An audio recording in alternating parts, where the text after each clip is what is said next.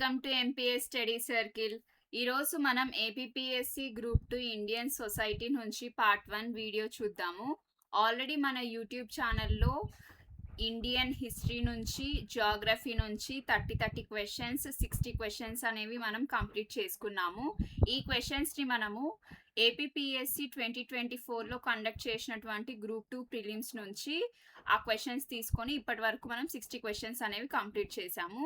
దీ 60 క్వశ్చన్స్ మనము క్వశ్చన్ ఆన్సర్తో పాటు ఆప్షన్స్ని కూడా డీటెయిల్డ్గా 360 డిగ్రీస్ కవర్ చేయడం వల్ల ఆ టాపిక్స్ నుంచి మనకి అప్కమింగ్ ఎగ్జామ్లో ఏమైనా క్వశ్చన్స్ వస్తే దాని గురించి తప్పుగా ఆన్సర్ చేయకుండా కరెక్ట్గా ఆన్సర్ చేసేటట్లు ఇమేజెస్తో, మ్యాప్స్తో డీటెయిల్గా డిస్కస్ చేసుకుంటున్నాము.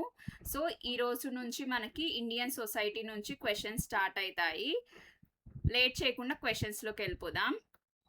61st question. To eradicate child marriages, a unique data-driven approach like ALIVA is adopted by.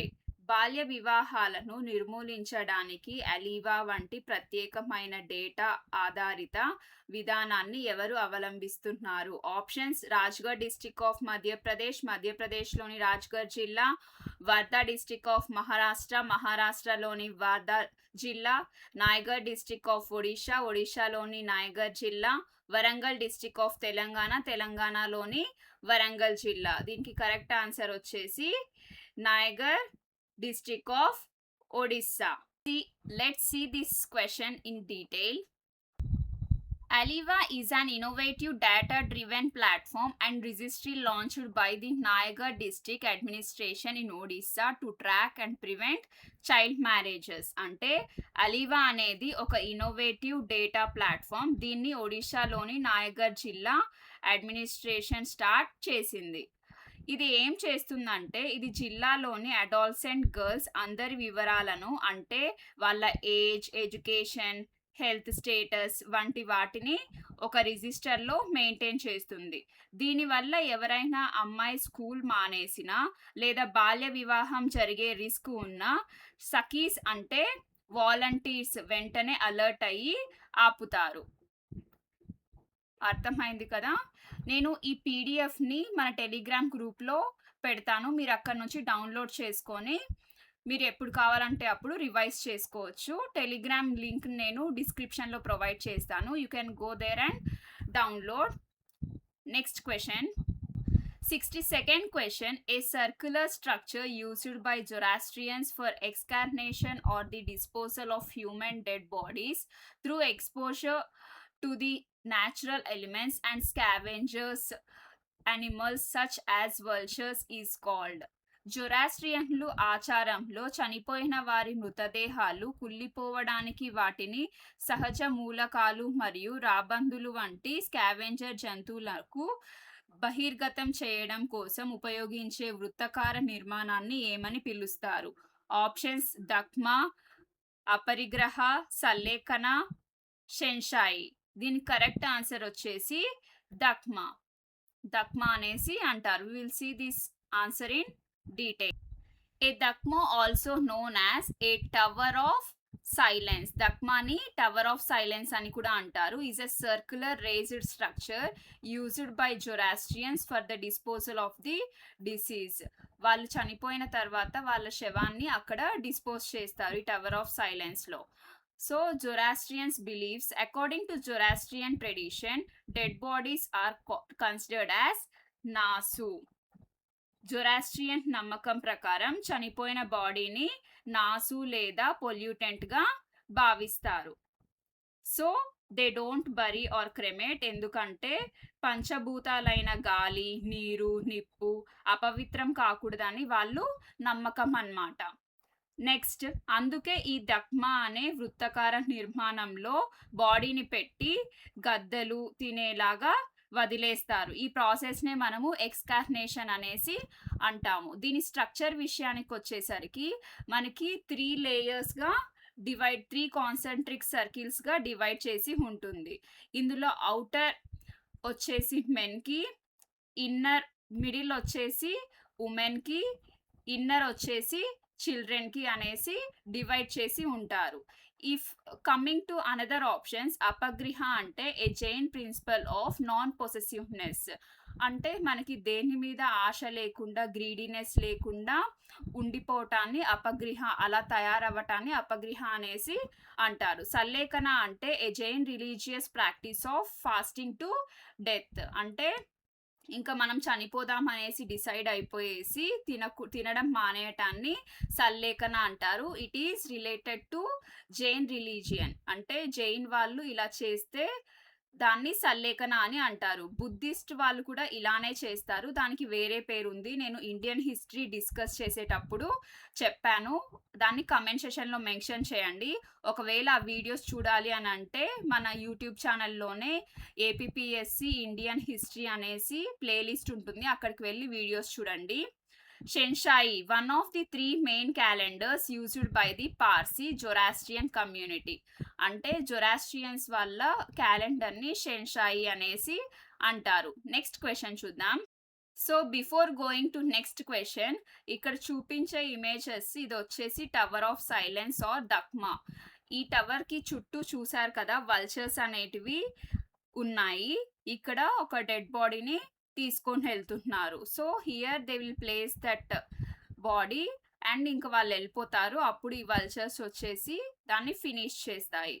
Why I have చూస్డ్ Tata, Ratan Tata గారు అంటే, రతన్ టాటా గారు కూడా Zoroastrian. When he was did he is also kept here. ఇతన్ని కూడా ఇక్కడ పెట్టారు. అందుకోసం ఎగ్జాంపుల్గా చూపించడానికని ఇక్కడ పెట్టాను.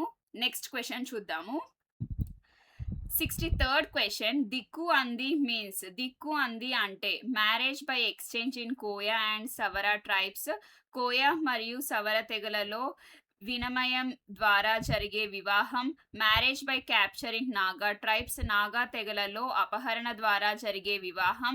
Marriage by probation in Kuki tribe. Kuki తెగలో పరిశీలన ద్వారా జరిగే వివాహం.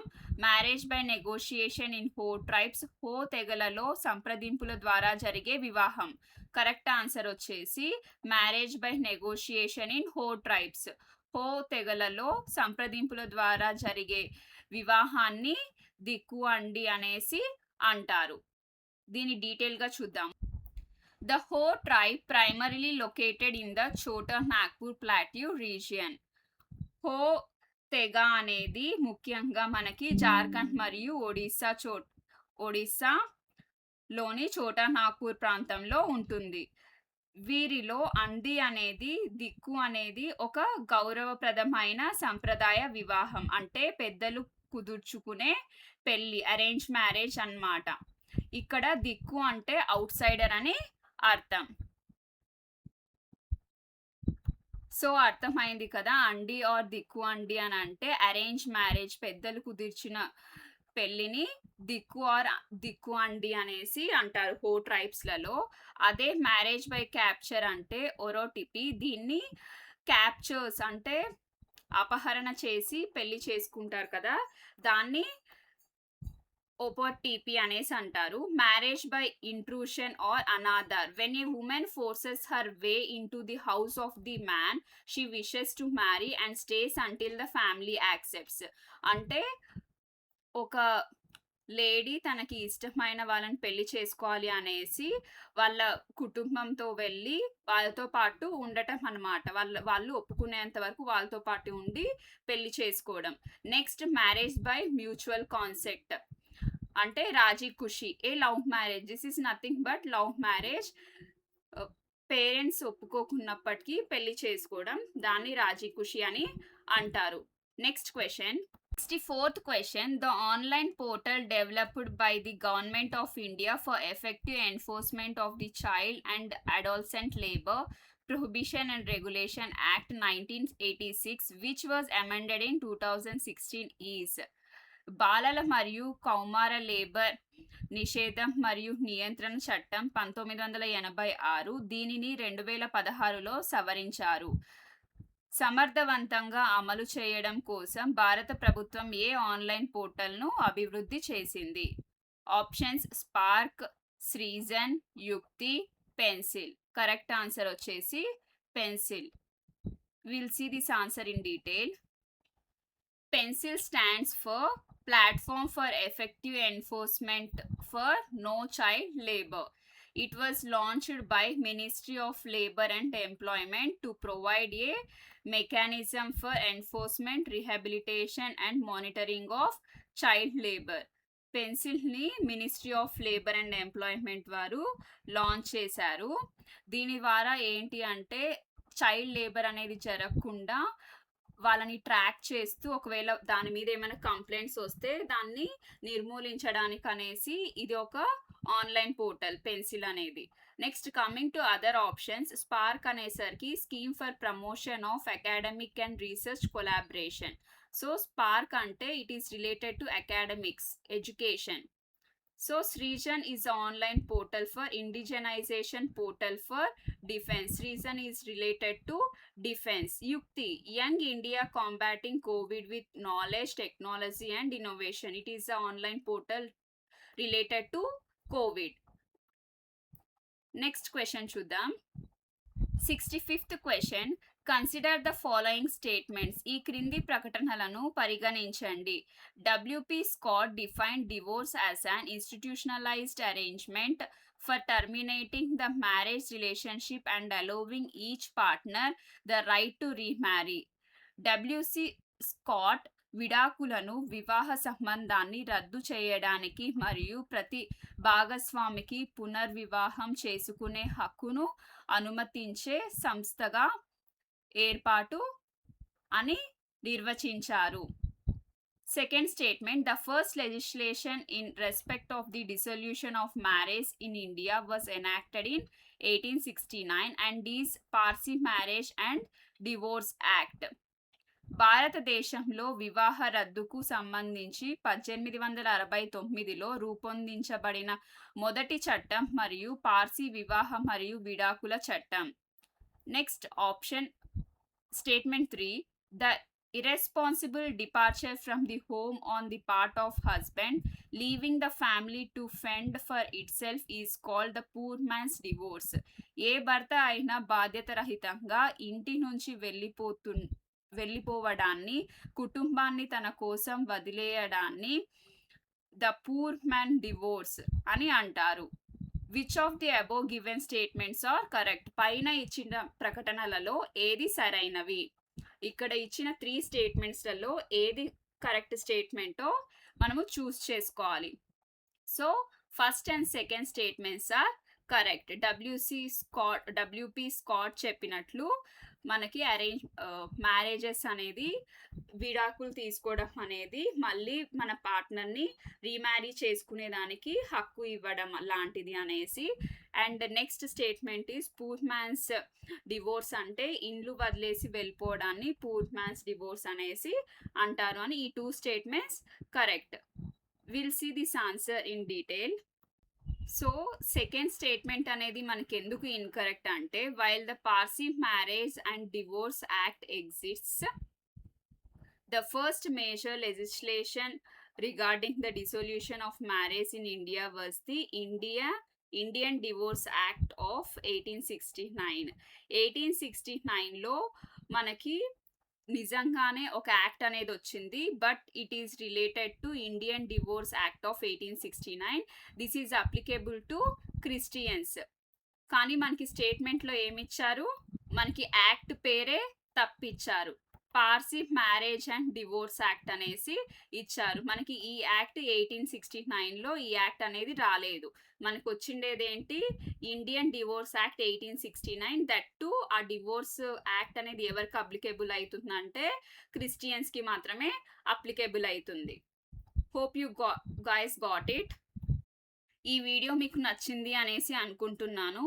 మీకు యూస్ఫుల్గా అనిపిస్తే, మీకు యూస్ఫుల్ అయింది అనేసి నాకు కామెంట్ సెషన్లో మెన్షన్ చేయండి. This Boost me to do more videos. ఇంకా మోర్ కంటెంట్ తీసుకొని వచ్చేకి నాకు ప్రోత్సహిస్తుంది. దాంతోపాటు మీకు ఈ వీడియో నచ్చినట్లయితే లైక్ చేయండి. ఇలాంటి వీడియోస్ మన యూట్యూబ్ ఛానల్లో డైలీ వస్తూ ఉంటాయి కాబట్టి సబ్స్క్రైబ్ చేసుకుంటే మీకు ఎప్పుడు వీడియోస్ వచ్చినప్పటికీ మీరు అప్పుడు వీడియోస్ చూడొచ్చు. నెక్స్ట్ మీ ఫ్రెండ్స్ ఎవరైనా ఏపీపీఎస్సీ గ్రూప్ 2కి ప్రిపేర్ అవుతూ ఉంటే ఈ వీడియోస్ని వాళ్ళకి షేర్ చేయండి, ఎంతో యూస్ఫుల్గా ఉంటుంది. Thank you.